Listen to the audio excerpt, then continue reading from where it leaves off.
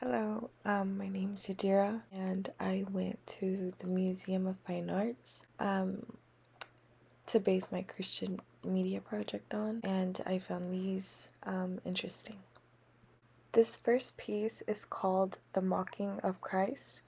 It is by Jacopo Robusti, and it's attributed to Tintoretto. The description states when Jacopo Tintoretto painted this subject from the Passion of Christ, he was in his late 60s, which was very old by Renaissance standards. An early biographer said that at this time the artist, quote, gave himself over to the contemplation of heavenly things, thus preparing himself like a good Christian for the way to heaven. The bearded figure standing in the background at right is probably a self-portrait, so that the artist witnesses Christ's torment on a personal level. Some scholars believe that the picture was painted by Tintoretto's son, Domenico.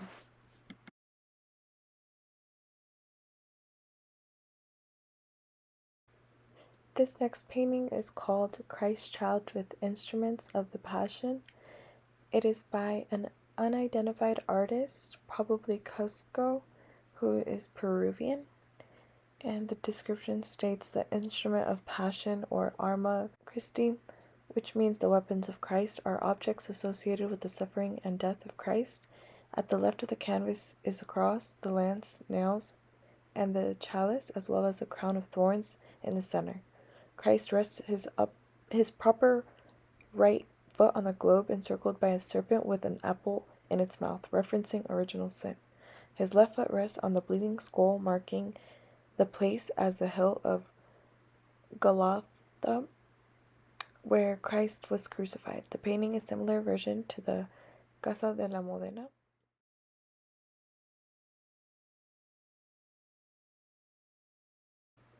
The last painting I have is called The Christ and Samaritan Woman.